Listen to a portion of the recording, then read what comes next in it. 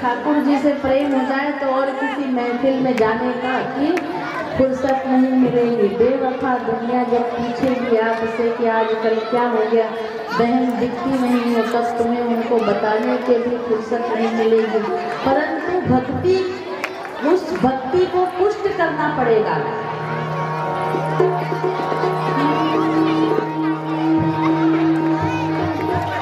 निकलेगा मेरी भक्ति का परिणाम, मेरे घर भी आएंगे घनश्याम। अरे निकलेगा मेरी भक्ति का परिणाम, मेरे घर भी आएंगे घनश्याम। क्यों आएंगे?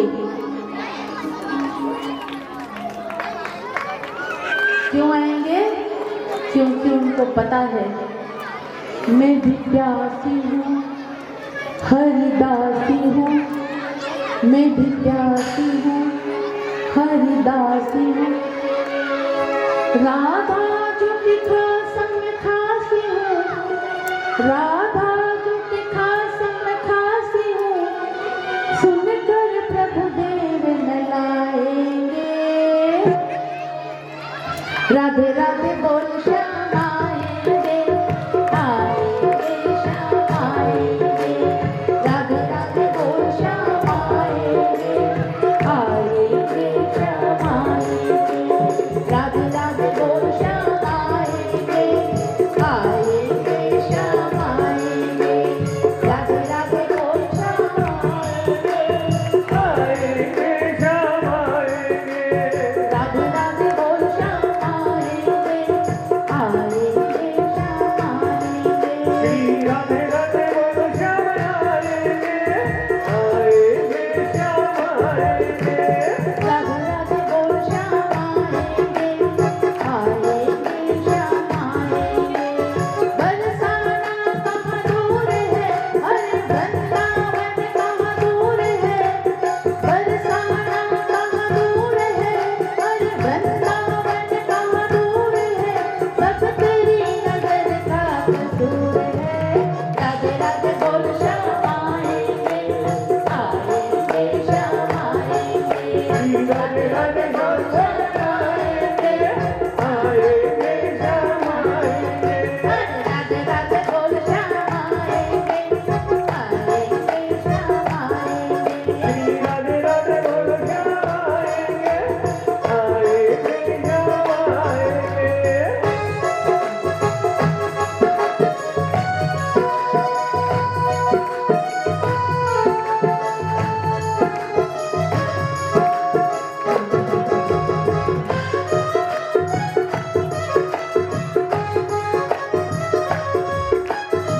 ताली सेवा करते हुए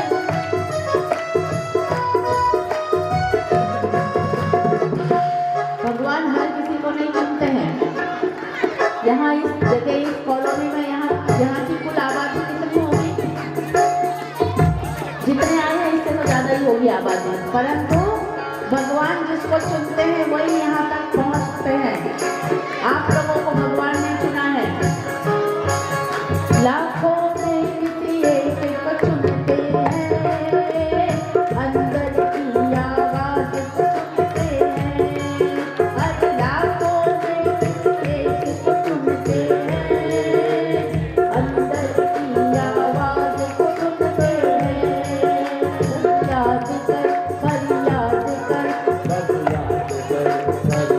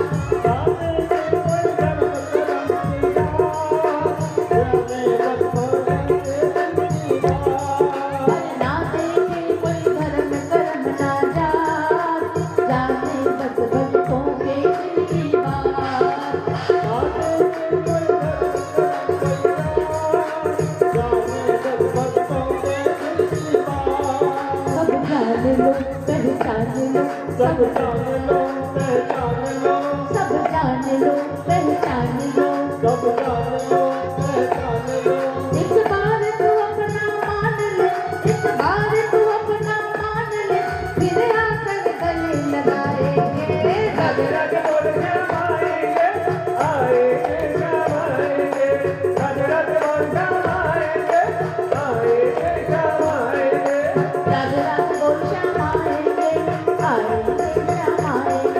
राधे राधे बोल श्याम आएंगे, आएंगे श्याम आएंगे, राधे राधे बोल श्याम आएंगे, आएंगे श्याम आएंगे।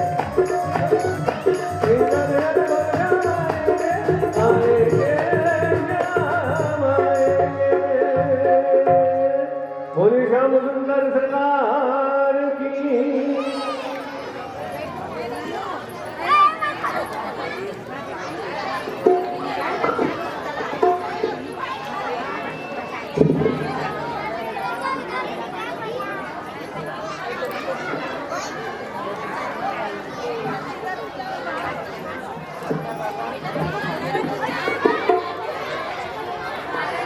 हमारे बीच में आदरणीय पंडित श्री तिरुपति श्री शुक्ला उपस्थित हुए थे। बहुत बहुत अभिवादन करते हैं, उनका बहुत बहुत स्वागत करते हैं। अच्छा, शिव पार्वती विवाह का जो आयोजन है ये हो चुका आप लोगों का?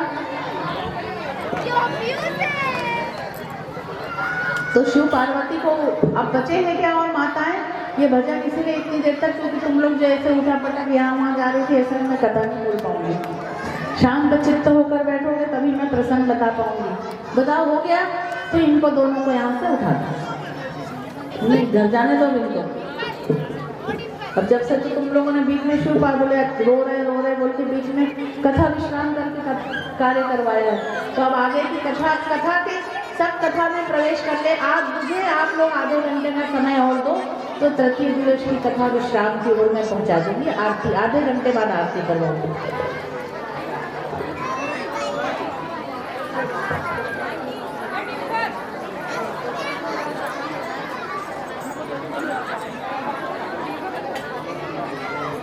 जी अब कथा में कहाँ पर थे हम?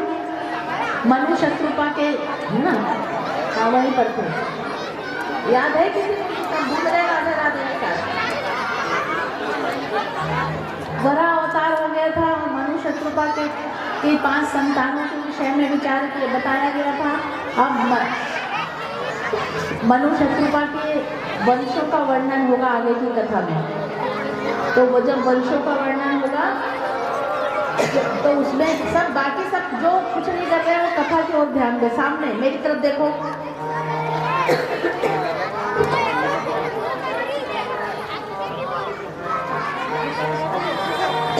हेलो, क्योंकि ये कार्यक्रम आपका स्वयं का है, व्यवस्था बनाए रखें। कृपया शांतिपूर्वक सुने। सभी मातृशक्तियों से निवेदन है, कृपया शांति बनाए रखें और कथा में ध्यान दें। कार्यकर्ता बंधुओं से भी निवेदन है, ये कार्यक्रम आपका खुद का स्वयं का है। इसकी आर्थिक स्थिति बनाना, इसको सुचारू रूप से चलाना आप लोगों का कर्तव्य है। कृपया शांति बनाए रखें और बच्चों से भी निवेदन है, इधर बच्चे हल्ला ना करें, बिल्कुल शांति से बैठ जाए। बोलिए वृंदावन बिहारी लाल की। दोनों हाथ खड़े करके बोलिए बोल मुकुटबंसी वाले की। अब सब मेरी तरफ देखो, सीधे बैठ जाओ। इस तरफ मुंह करो, सब इस तरफ मुंह करो। आधे घंटे का विषय और है, फिर आप लोगों को आरती करके अपने अपने घर जाना है। तब तो वहां मैं पीछे पीछे जाऊंगी नहीं कि अब रात को भी कथा सुन। इधर देखो, ठीक है? मनु महाराज के द्वितीय पुत्री का के विवाह की चर्चा हो रही है। उनका विवाह हुआ कर्दम ऋषि के साथ। कर्दम ऋषि के साथ हुआ। कर्दम ऋषि के जब विवाह के लिए गए तो कर्दम जी ने कहा कि मैं जो है एक पुत्र संतान के बाद में संन्यास ले लूंगा। शत्रुपा जी ने उसका विरोध किया कि ऐसे ऐसे हमको विवाह नहीं करना है, जो एक संतान और संन्यास ले ले। फिर भी कहा चलो ठीक है। फिर विवाह हुआ। विवाह के पश्चात उनकी 10 कन्याएं हुई। 10 कन्या के बाद में जब भगवान ने कर्दम जी ने ये कहा था नारायण से कि जब आप मेरे घर दर्शन दोगे, जन्म लोगे पुत्र बन के, तभी मैं विवाह करूंगा। तो कपिल भगवान के रूप में आज नारायण ने में जन्म लिया, कर्दम भी किया, 10वें नंबर में पुत्र होकर। बोलिए कपिल भगवान की। अपनी माता को अष्टांग योग का संदेश दिया। इधर राष्ट्रीय परीक्षित कहते हैं कि ये हिरण्याक्ष कौन है। जब सृष्टि पे कोई था ही नहीं, सृष्टि की रचना आप लोगों ने की, तो हिरण्याक्ष कौन है? हिरण्याक्ष कौन था? माता कश्यप ऋषि की एक पत्नी का नाम है दिति, 2 पत्नियां हैं आदिति और दिति। आदिति समस्त देवताओं की माता है, दिति दैत्यों की माता है। आदिति मतलब आह्वान करना, देवताओं का आह्वान करना, उन्हें आदिति कहते हैं। और दिति मतलब द्विबुद्धि, भेद बुद्धि। जब माताएं भेद बुद्धि रखेगी अर्थात कपट छल छिद्र करेगी, तो हिरण्याक्ष और हिरण्याकश्यप जैसे संतान को जन्म देगी। कल की कथा में भी मैंने आप लोगों से बताया था आप लोगों को कि हमें अच्छी संतान हो रही है या हमारी संतान बाद में गलत लाइफ मार्ग पर चली गई और हमें भी माता पिता का सम्मान नहीं करते। तो इसमें एक बात याद रखना माता पिता, इसमें संतान की कोई गलती नहीं है। अगर एक छोटे बच्चे की संतान की आज ये बच्चे देखिए, एक मैं उदाहरण देती हूँ यहीं के यहीं, ये बच्चे आए हैं, आप लोग लेकर आए हो बच्चों को, पर किसी माओ में ये क्षमता नहीं है कि बच्चों को ये डांट के चुप करके अपने पास बिठा दे और आपका बच्चा आपकी बात सुने और चुप करके यहाँ कथा सुने, है ना? नहीं है ना? और आप लोग भी इस बात को इतने हल्के में लेती हो, माताओं को विशेष तौर पे इतने हल्के में लेती है, कोई बात नहीं, हम कथा सुनेंगे, वो हल्ला मचाए तो मचाए। एक बार ये क्यों? क्योंकि आप लोग उन्हें घर में एक हनुमान, यहाँ कितनी माताएं हैं जो अपने बच्चों को नियमित हनुमान चालीसा का पाठ करने के लिए बोलती हैं और उनके बच्चों को हनुमान चालीसा का पाठ याद है? ईमानदारी से हाथ खड़ा करो। कितनी माताएं हैं? ईमानदारी से हाथ खड़ा करो। एक भी बच्चा, यहाँ जितने बच्चे खेल रहे हैं उनकी माताएं, बच्चों से तो बाद में निपट लूंगी मैं, पहले तो तुम बताओ इतनी माताएं, इनमें से कौन माँ है जो अपने बच्चे को स्कूल जा रहे हैं, इतने बड़े बच्चे घूम रहे हैं, इनमें से किसी माँ ने अपने बच्चे को हनुमान चालीसा का पाठ याद करवाया होगा अभी तक, या ये कहा होगा कि बेटा तू हनुमान चालीसा, अभी छुट्टियां चल रही हैं, देखो सनातन धर्म। और बताओ, अब मैं उदाहरण दूंगी, कथा मैं भले इस कथा को कल पूरा करूंगी, पर अब मैं आप लोगों को संदेश पहुंचाऊंगी।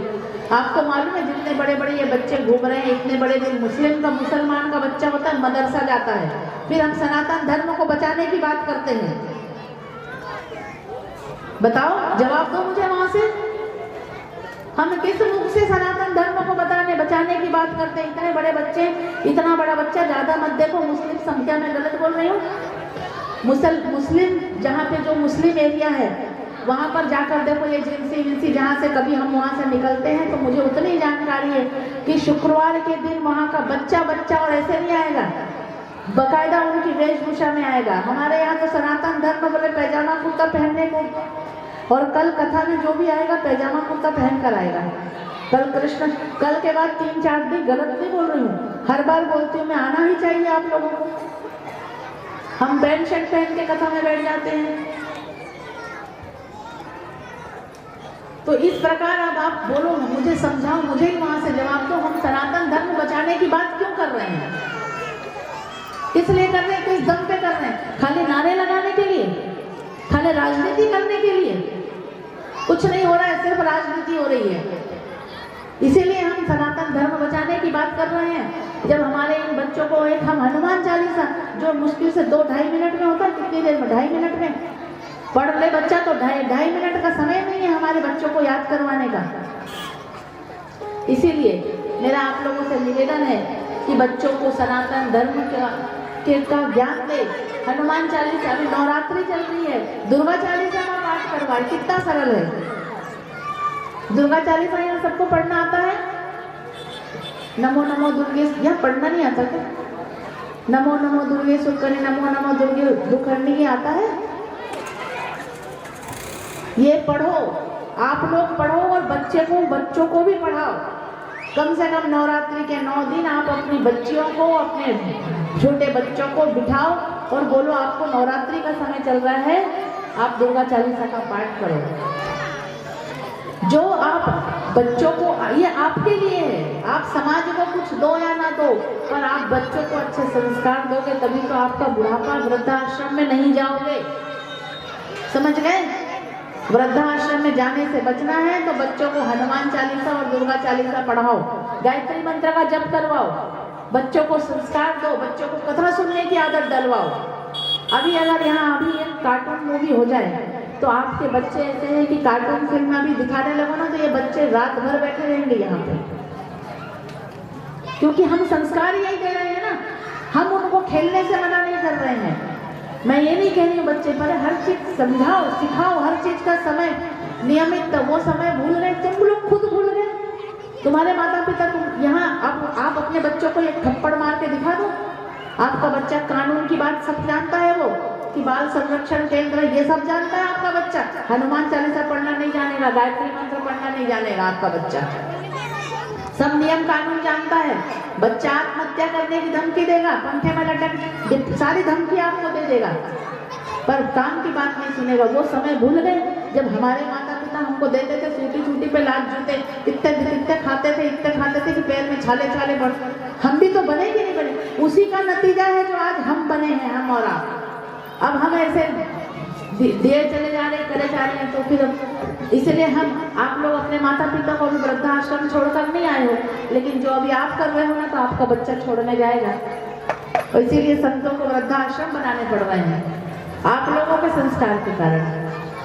कथाक्रम को हम आगे बढ़ाते हैं। भगवान कपिल देव गौतम जी के यहाँ पर कपिल देव जी का जन्म हुआ। अवतार ये नारायण के ही अवतार है, 24 अवतारों में कपिल भगवान भी एक अवतार कपिल भगवान है। बोलिए कपिल भगवान की। कपिल देव जी ने अपने माता से अष्टांग योग कहा की शिक्षा दी। माता ने आज पुत्र से शिक्षा ली कि बेटा मन को कैसे अपने वश में रखना, ये मन बड़ा चंचल है, जितना इसे संभालो उतना ही फिसलता है। समझे? सुन लिया ना? देर हो गई नहीं तो सुनाते तुम लोगों को। तो मन को कैसे, मन देखो मन एक बकरे के समान होता है। जैसे बकरा हमेशा बकरे को बकरा बकरी देखे हो, बकरे और मतलब बकरे बकरी का मुंह कभी बंद ही नहीं होता, कितना भी खिलाओ खाते जाते। इसी प्रकार मनुष्य का जो मन है वो मन ऐसा है कि उसकी कभी तृप्ति, मन की गति सबसे तेज है। बैठे यहाँ हो, कितने लोग यहाँ बैठे हैं और पता नहीं कहाँ उनका ध्यान होगा।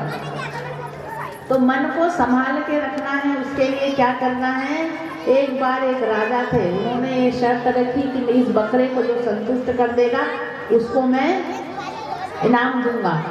सब लोग बहुत प्रयास करें, खूब खिला क्योंकि मन ऐसा ही है, खूब खिलाओ, खूब पूर्ति करो, रोज पूर्ति करो, आज ये करो कल वो करो, कभी तुम मरते मर जाओगे, आपके प्राण निकल जाएंगे, पर मन की इच्छा की पूर्ति नहीं होगी। इस प्रकार जब राजा ने बोला कि बकरे को संतुष्ट करो तो कोई माना नहीं, तो बकरा संतुष्ट नहीं हुआ। एक बार एक पंडित, थोड़ा बुद्धिमान तो होता ही है, ब्राह्मण जो होते हैं शुरू से ये पाया गया है कि ब्राह्मण जो बुद्धिजीवी तभी ब्राह्मण ज्ञान का कार्य करते हैं। तो एक पंडित जी से उन्होंने बोले आप तरीका करें, ले गए बकरे को, सब रोज ले जाए बकरे को, रोज ले जाए और रोज लाकर रोज खिला पिला कर लाए। फिर एक दिन एक पंडित जी गए राजा से, बोले मैं जो राजा बोला पंडित जी से कि अब तुम क्या इतने लोग हार गए ले जाकर, तो बोले अब तुम क्या करोगे, तो बोले ठीक है ले जाने दो। पंडित जी ले गए जंगल में बकरे को, दौड़े जैसे घास खाने के लिए घास के पास मुंह ले जाए तो वो घास तो दूर ही थे, घास तक तो पहुंच ही नहीं रहा था उसका मुंह। पंडित जी एक लठ लेकर बैठे थे, उसके मुंह पे दे एक लठ। अब ये पूरे दिन प्रक्रिया करे, बकरे का मुंह सूख गया। ले गए राजा के पास, देखो बकरे का पेट भर गया आज। राजा बोले ऐसे कैसे बकरे का पेट भर गया। राजा बोले देखो देखता हूँ। राजा ने फिर घास आगे बढ़ाया, बकरा ऐसा घबराया कि उसको वो लठ याद आ गया कि अगर मैं फिर से घास खाया कि वो लठ पड़ा दिन भर से। तो ये मन ऐसे ही है, मन की गति ऐसी है। जैसे ही मन हमारा ये करे, आज वो करे। अरे आज कौन भागवत में जाए, कल जाएंगे, 2 दिन तो अभी दीदी और बक करेगी आके, उनको कोई काम तो है नहीं, वो तो बस आ जाती हैं 3-3, 4-4 घंटे। कोई मेरे को तो बोले हमको तो नहीं लगता उनको कोई काम होगा देवी जी को, उनको क्या बैठे तखत पे बैठे और बैठ के बोलना ही तो है, करना क्या है उनको, हमको तो बहुत सारे काम है। तो भैया ऐसा है, जब ये मन ऐसा मन में को विचार आए ना, तो मन को सात्विक तरीके से सात्विक की ओर लेकर जाओ और प्रभु की लगन में अपना मन लगाओ, तब प्रभु आपके पास आएंगे। प्रभु की लगन में मगन माने होगा, नैनों में श्याम तेरा दर्शन होगा।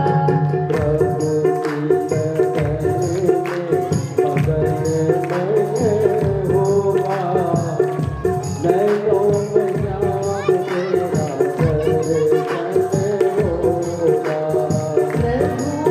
लगन में मगन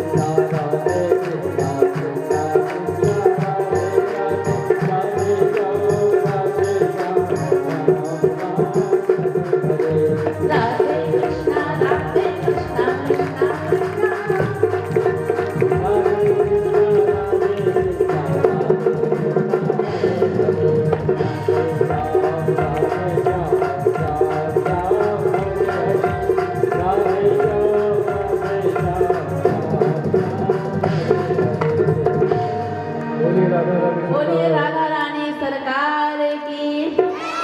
मेरा आप लोगों से, सभी भक्तों से, मेरे कार्यकर्ता भाइयों से विशेष तौर पे 3 दिन का कार्य, कल के बाद 3 दिन और है, चौथा 4 दिन, हाँ कल के बाद 3, पर कल चौथा दिन है, 4 दिन और चौथा दिन है, कृष्ण जन्म है। मेरे समस्त भाई कार्यकर्ता अब थोड़ा सा 3-4 दिन काम थोड़ा छोड़ दो। आप सभी कार्यकर्ता भाई लोग यहाँ दोपहर को 2 बजे उपस्थित हो जाना मेरा, और आप सभी लोग यहाँ पे ठीक 2:30 बजे उपस्थित हो जाना। और आप लोगों से भी निवेदन है कि 2:30 बजे हनुमान गणेश वंदना हनुमान चालीसा शुरू हो जाए। 3 बजे मुझे व्यासपीठ पे बुला दो, बिठा देना। आज भी देखो अभी क्या समय हो गया,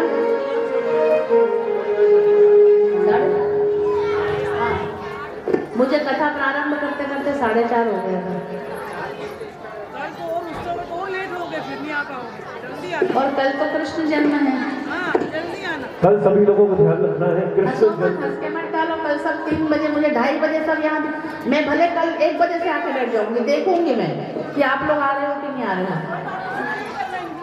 हाँ कल छुट्टी नहीं, ठीक है, तो छुट्टी नहीं होगी। कल बड़ा ही शुभ दिन है और कल कृष्ण जन्मोत्सव है, उत्सव है। तो माताओं बहनों को निवेदन है कि भगवान को भोग लगाने के लिए अपनी स्वेच्छा से जो भी प्रसाद लाना चाहे वो अपनी स्वेच्छा से प्रसाद ला सकती है। और माखन मिश्री स्पेशल भगवान को पसंद है, जो माखन मिश्री लाना चाहे वो ला सकते हैं, और जो भोग बना के वो लाना चाहे, क्योंकि कल कृष्ण कन्हैया लाल का जन्मोत्सव हम मनाने वाले हैं। उसी खुशी में सभी लोग मिठाई बांटते हैं, आप लोग जो बांटना चाहें। अच्छा एक बात और, जो माताएं गोद भरवाना चाहती हैं, कल आरती के बाद नहीं करेंगे ना, उधर रुकना पड़ेगा कल कृष्ण को।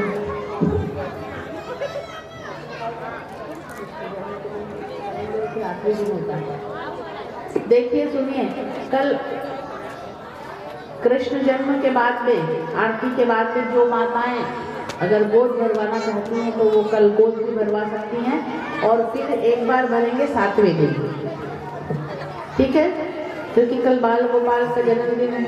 जिसकी जिसकी इच्छा हो सब गोद भरवा लो, ठीक है। ये सूचना है विशेष आप लोगों के लिए। और कल पीले कलर की साड़ी पहन के आए, सब भूल तो जाते हो, बोलना मुझे नहीं लगता। कल पीले कलर की साड़ी पहन कर आना है सबको, तो इनसे बोल के बोल ना।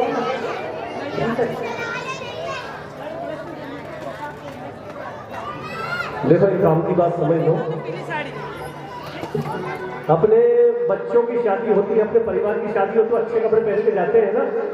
तो कल तो दुनिया के रचयिता श्री कृष्ण भगवान का जन्मोत्सव होने जा रहा है, इतना बड़ा त्योहार है। और वैसे भी नवरात्र चल रहे हैं, और नवरात्र में जो इतना सुख, ये दोनों पापियों को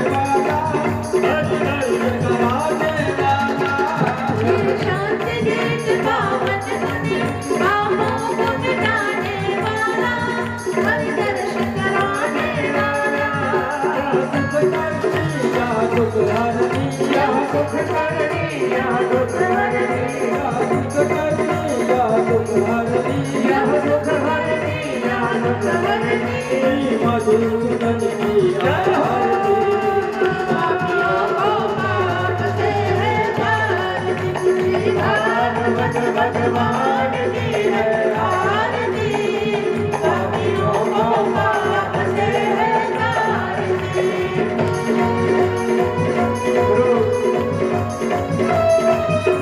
जय हो।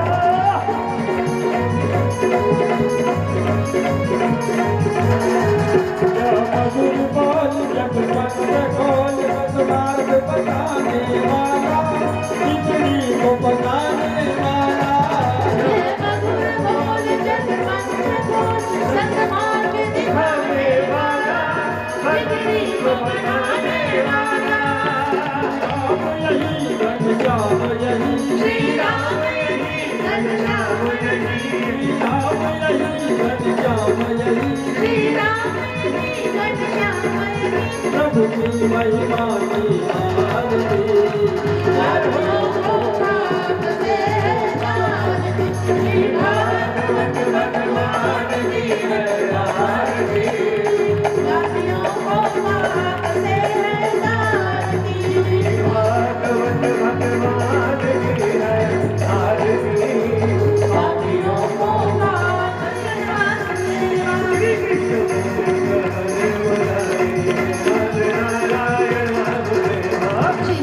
बोलते हरे मुरारी, तेरा